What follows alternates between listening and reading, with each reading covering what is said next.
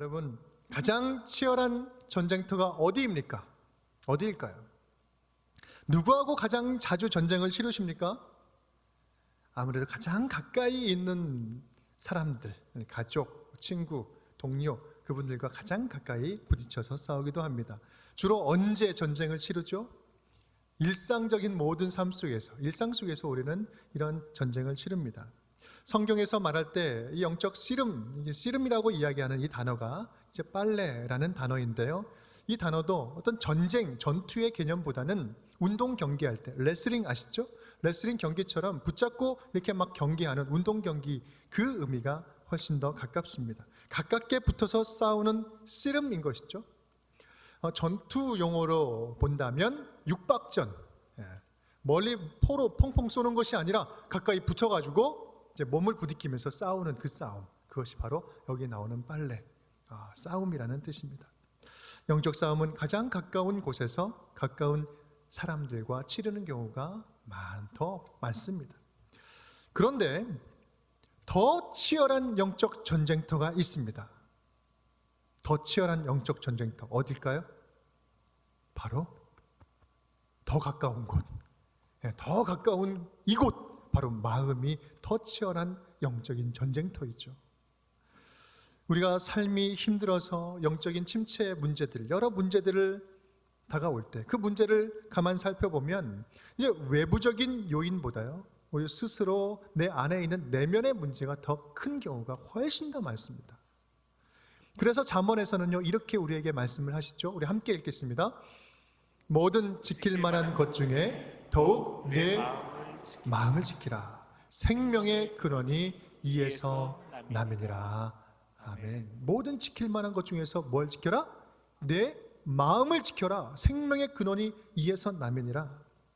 이 말은요, 사단이 우리의 마음을 가장 먼저 그리고 가장 집중적으로 공격한다는 사실을 잘 말해주는 본문입니다. 우리의 마음이 공격을 받고 상처를 입으면은요, 그 상처가 어디에서 문제가 불거지는지 아십니까? 내 가장 가까이에 있는 관계, 사람들과의 관계에서 문제가 생기기 시작합니다. 나 자신의 내면이 흔들리기 시작하니까, 여유가 사라지니까, 분주해지니까 평상시에 좋던 관계도 금이 가기 시작합니다. 문제의 근원이 어디 있다고요? 바로 우리의 마음속에 있습니다. 지난주에 이러한 현상에 대해서 말씀을 나누었습니다. 왜 이런 일들이 자꾸 일어나는 것일까? 그것은 바로 이 사단의 속성과 사단의 목적, 무엇을 중점적으로 노리는지 그 목적이 바로 거기에 있기 때문에 그렇다. 사람들의 관계, 모든 관계를 다 깨뜨리고 무너지게 하는 것이죠. 디아볼로스, 중간에 이간하는 것입니다. 사이를 갈라놓는 거예요. 자기 자신과의 내면과의 관계로부터 해서 사람들과의 관계, 공동체와의 관계, 더 나아가서는 결국 하나님과의 관계를 단절시키는 것이죠. 그렇게 하면 목적을 달성하는 것입니다. 그래서 그렇기 때문에 우리는 하나님의 전신갑주가 되시는 예수 그리스도로 무장해서 더욱더 사랑하고 더욱더 믿음을 굳게 붙잡으면서 나갑시다 라고 말씀하신 것이 지난주까지의 복습이었습니다. 자, 이제 오늘부터는요, 7주간 동안 그렇다면 어떻게, 무엇으로 사단의 공격을 우리가 대적할 것이며 방어하고 이겨낼 수 있을 것인지 본격적으로 하나님의 전신갑주의 말씀의 내용들을 하나씩 차근차근 살펴보도록 하겠습니다.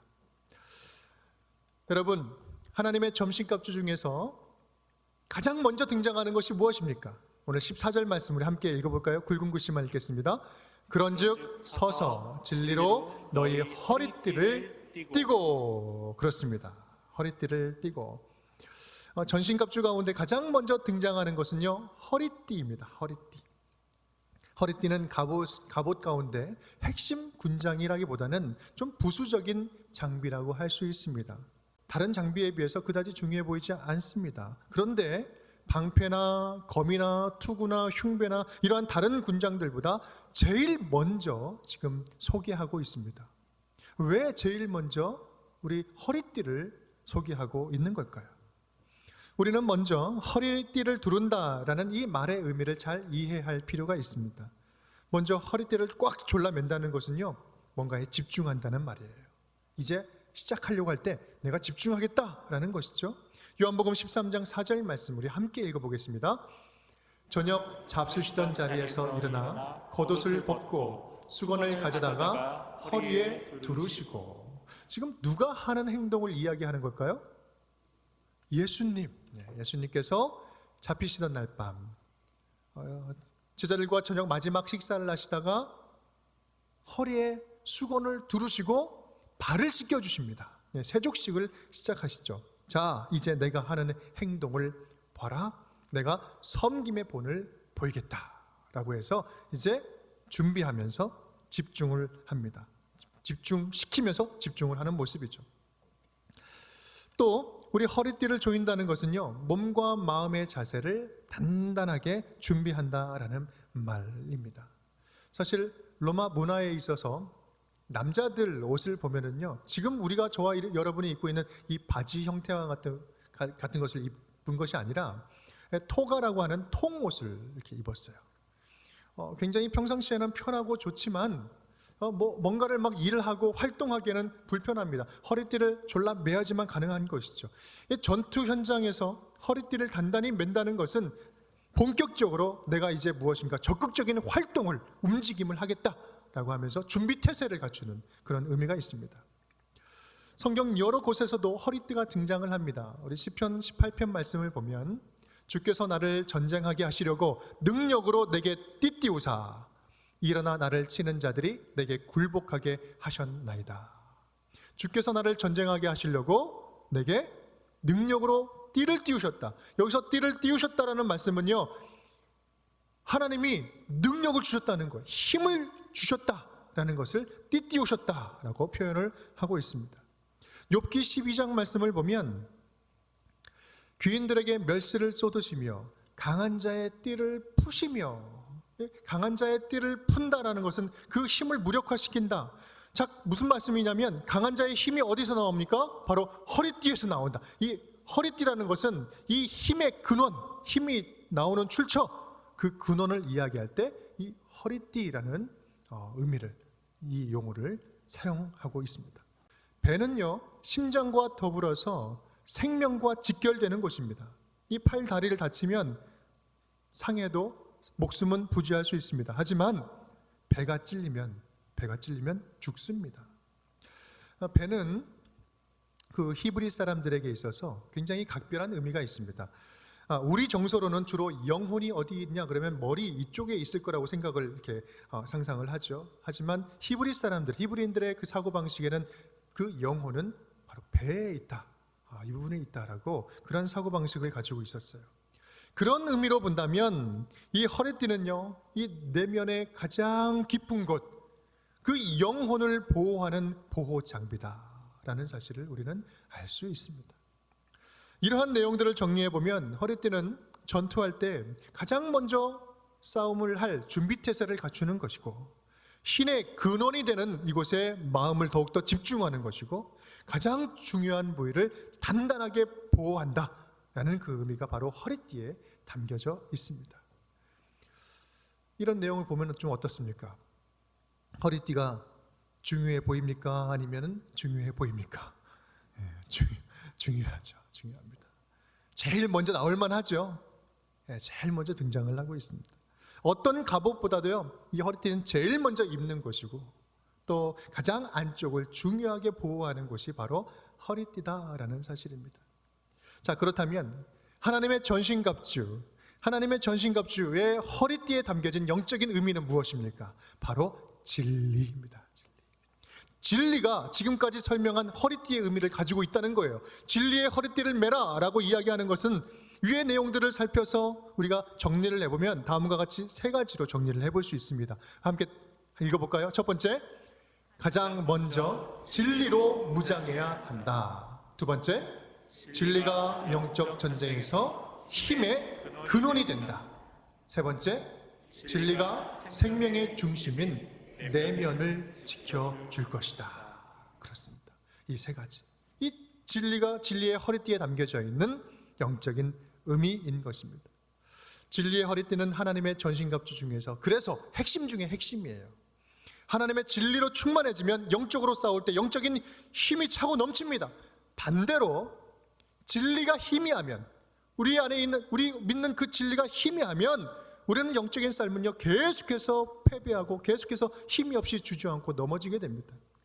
오늘 말씀을 통하여서 진리의 허리띠를 단단히 두름으로 영적으로 단단하게 무장하는 저와 여러분이 될 수 있기를 주님의 이름으로 축원드립니다. 그렇다면 진리의 허리띠를 띠라, 진리의 허리띠를 띠라라는 것은 구체적으로 어떻게 하라는 말씀일까요?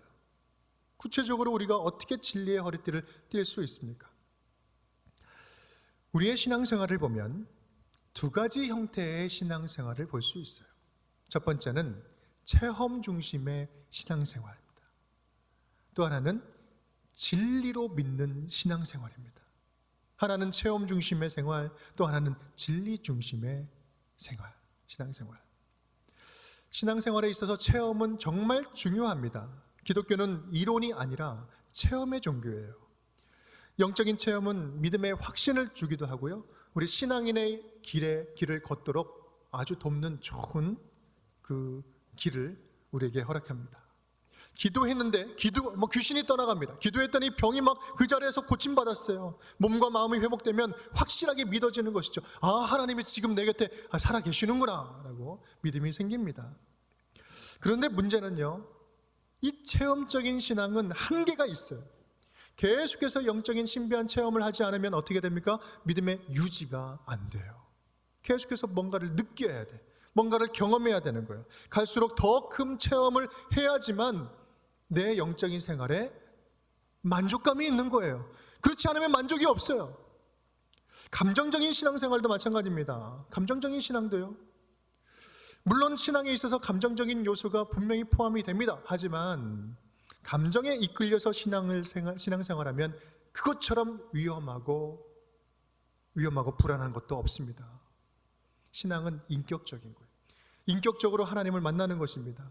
하나님을 아는 지식, 지혜가 계속해서 자라가는, 지적으로도 만나는 것이고, 또 마음과 마음이 만나면서 감정적으로도 주님을 만나는 것입니다. 때로는 더 의지적으로 주님 붙잡으면서 함께 신앙생활을 해나가는 것, 이 감정과 또 지적인 하나님을 알아가는 방식과 또 의지적인 만남의 과정, 이 전인적인 관계를 통하여서 만남을 이루어가는 것, 이것이 바로 하나님과 인격적인 만남을 갖는 거예요.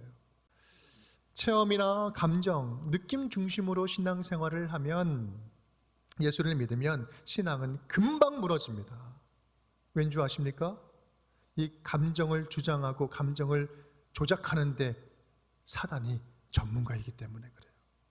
사단은 우리의 감정 가지고 신앙을 막 롤러코스터 타게 만드는 거예요. 어느 때는 막 좋고 즐겁게 하다가 어느 때는 확 떨어지게 하는 것입니다. 신앙생활을 요동치게 합니다.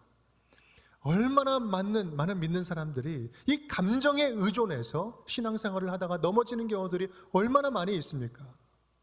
진리로 허리띠를 띠라는 말은 체험이나 감정에 이끌려서 신앙생활을 하지 말고 변치 않는 진리 위에서 믿음을 쌓아라. 변치 않는 진리 위에 믿음을 쌓아라 라는 말씀입니다. 사람이나 아니면 다른 어떤 것들에 혹하여 돌아다니지 말고, 신앙생활하지 말고 변치 않는 진리, 그 위에 믿음을 쌓아라. 그렇다면 여러분, 변치 않는 진리가 무엇입니까? 변치 않는 진리가 무엇입니까? 이미 저와 여러분 안에 있는 진리입니다. 이미 저와 여러분 안에 하나님께서 심어주신 진리예요. 우리 이 한 구절 말씀에 함축되어 있습니다. 요한복음 3장 16절 말씀, 우리 함께 읽어보겠습니다. 하나님이 세상을 이처럼 사랑하사 독생자를 주셨으니 이는 저를 믿는 자마다 멸망치 않고 영생을 얻게 하려 하심이니라. 아멘. 하나님은 살아계십니다. 하나님은 이 세상을 극진히 사랑하세요. 그래서 죄에 빠진 우리를 구원하기 위해서 예수 그리스도, 독생자 예수님을 보내주셨어요. 그 예수님이 십자가에서 죽으심으로 말미암아 우리의 모든 죄를 다 소멸하시고 우리의 주인이 되어주셨습니다. 그 예수님을 영접하는 자, 곧 그 이름을 믿는 자들에게는 하나님의 자녀되는 권세를 주셨어요. 우리는 그 예수님을 주인으로 영접함으로 말미암아 하나님의 자녀가 되었어요. 그 예수님은 멀리 떠나간 것이 아니라 지금도 살아 역사하시면서 우리 곁에 역사하고 우리를 보호하고 계십니다. 이것이 바로 우리가 지금 경험하고 있는 진리예요. 우리가 지금 예수 안에 있는 진리, 그 진리는 지금 우리 안에 있는 것입니다. 우리는 하나님의 크신 사랑과 예수 십자가의 은혜로 하나님의 자녀가 되었어요. 그 예수님은 우리와 동행하십니다. 사랑하십니다. 그 사랑은, 그 진리는 사라지지 않습니다. 그 진리는 떠나가지 않습니다. 그 진리는 변하지 않습니다. 여전히 우리와 함께하고 계십니다. 그 진리에 담겨져 있는 사랑은 세상 어떤 것도 빼앗아갈 수가 없어요. 로마서 8장 35절 39절 말씀 우리 함께 읽겠습니다. 누가 우리를 그리스도의 사랑에서 끊으리요? 환난이나 곤고나 박해나 기근이나 적신이나 위험이나 칼이랴 높음이나 깊음이나 다른 어떤 피조물이라도 우리를 우리 주 그리스도 예수 안에 있는 하나님의 사랑에서 끊을 수 없느니라. 아멘. 우리가 영적으로 신비한 체험을 한다는 것은 진리를 만나기 위한 현관문을 들어서는 것입니다. 우리는 체험을 했기 때문에 하나님의 자녀가 된 것이 아니라 진리이신 하나님께서 우리를 사랑하시려고 작정하시고 우리를 불러주시고 예수 그리스도에서 만나주시고 우리가 그 만나주신 예수님을 믿음으로 우리는 하나님의 자녀가 되었어요. 이것이야말로 진짜 기적이에요. 하나님께서 아버지가 되어주시고 천지 만물을 지으신 하나님이 신이 나의 아버지가 되어주신다는 이 사실, 예수로 열어주셨다는 이 사실이 기적 중의 기적입니다. 우리가 이 믿음의 진리 위에서 바르게 설 때 우리는 사단의 어떠한 공격에도 쓰러지지 않고 넘어지지 않고 우리는 승리하며 나아갈 수 있습니다. 내가 아무것도 보이지 않은 이 막막한 상황 속에서도 아무것도 느껴지지 않고 아무런 체험이 없다 할지라도 예수 안에 있는 진리가 내 안에 있기에, 예수 그리스도 안에 있는 진리가 내 안에 있기에 나는 감사합니다. 충분히 감사합니다. 고백하는 것입니다. 여러분, 체험에 관해서 다른 경우도 있어요. 이런 경우는요, 체험과 경험을 원하지 않는데 영적인 시련이 찾아오는 것입니다. 광야와 같은 체험을 하나님이 주시는 거예요. 우리가 경험하고 있는, 우리가 살아가고 있는, 발을 딛고 있는 이 요동치는 상황 안에서는요, 결코 답을 찾을 수가 없습니다. 요동치고 흔들리는 상황 속에서도 여전히 변치 아니하시는, 여전히 변치 않고 사라지지 않는 진리, 여전히 사랑하시면서 바라보시고 함께 하시는 바로 예수 그리스도 안에서, 그 시선 안에서, 그 사랑 안에서 가장 공격받기 쉬운, 내가 가장 무너진 가장 깊은 나의 내면, 나의 마음, 이것을 예수의 사랑으로 치유하는 것, 거기서부터 다시 하나둘 시작해 나가는 것, 그것이야말로 진리가 우리를 자유케 하는 능력 아니겠습니까? 진리가 너희를 자유케 하리라. 진리가 너희를 자유케 하리라.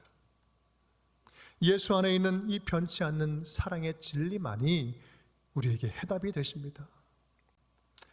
사단은요, 틈만 나면 공격해요. 틈만 나면 침투해 들어옵니다. 틈만 나면 비웃어요. 틈만 나면 참소합니다. 진짜 하나님 살아계신 것 같아? 진짜 하나님이 너를 돌보고 있는 것 같아? 너 그렇게 죄짓고 찝찝하지도 않냐? 너 죄인이야. 넌 구제불능이야. 아무것도 못해. 그리고 하나님이 너 용서 다 해주신 것 같아? 네 마음에 뭔가 남았잖아.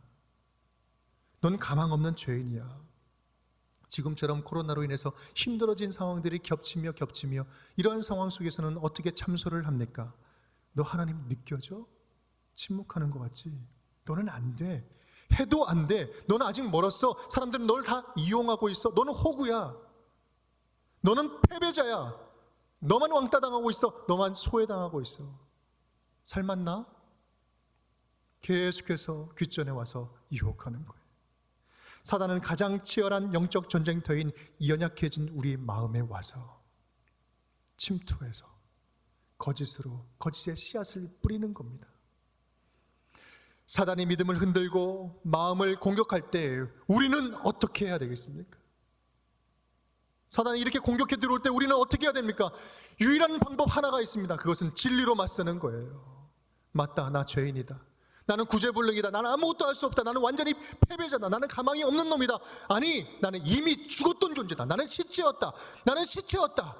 그런데 예수 그리스도께서, 예수님이 십자가에서 내 죄를 위해서 씻어주시고 내가 예수와 함께 죽고 예수와 다시 함께 살아남으로 말미암아 나는 새로운 삶을 얻었다.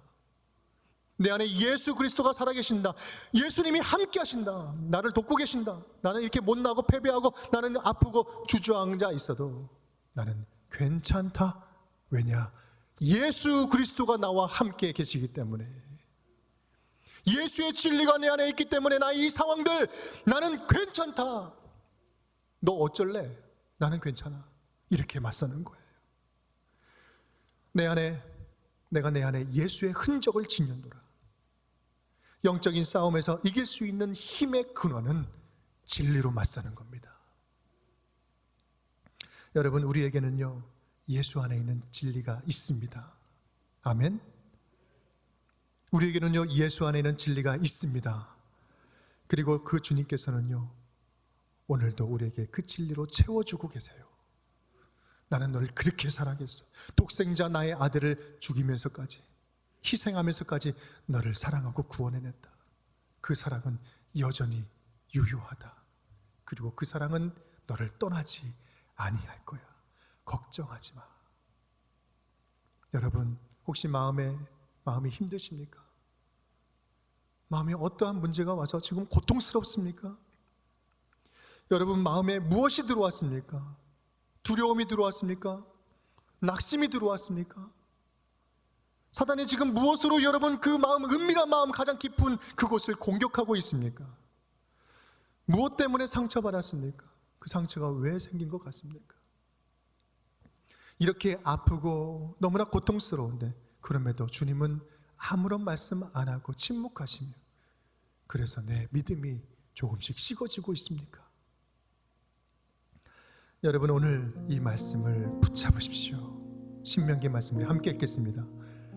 너와 함께 하사 너를 떠나지 아니하시며 버리지 아니하시니 너는 두려워하지 말라, 놀라지 말라. 여러분, 힘을 내십시오.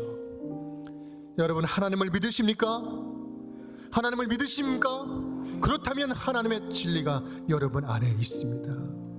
우리 하나님은 진실하신, 변치 않는 하나님이시오. 진실하시게 우리와 동행하고 계시는 하나님이십니다. 여러분이 지금 싸우고 있는 가장 치열한 영적 전쟁터가 어디입니까? 그것이 어디가 됐든지 흔들리지 않는 하나님의 사랑의 진리를 붙잡으십시오. 변치 않는 예수 그리스도의 구원의 진리를 붙잡으십시오. 그 진리는 지금 우리와 함께하고 계신 예수 그리스도이십니다. 내가 곧 길이요 진리요 생명이니 나로 말미암지 않고는 아버지께로 올 자가 없느니라. 예수님께서 진리의 허리띠가 되셔서 우리의 몸을 감싸 안아 주시면 그것으로부터 영적인 힘이 넘치게 될 줄 믿습니다. 예수님께서 진리의 허리띠가 되셔서 우리의 영혼을 덮어주시면 그때로부터 우리의 영혼은 안전할 것입니다. 예수님께서 진리의 허리띠가 되셔 우리의 허리를 덮어주시면 사랑은 모든 허다한 죄를 덮느니라. 우리의 연약함은 가려지고 죄는 씻어지고 어떠한 사단의 정죄로부터도 우리는 자유와 기쁨을 누리게 될 줄 믿습니다. 우리가 진리의 허리띠가 되시는 예수님과 함께 동행하면서 살아간다면 세상에 그 어떤 두려움과 좌절과 낭망이 찾아온다 할지라도 우리는 능히 승리하게 될 줄 믿습니다.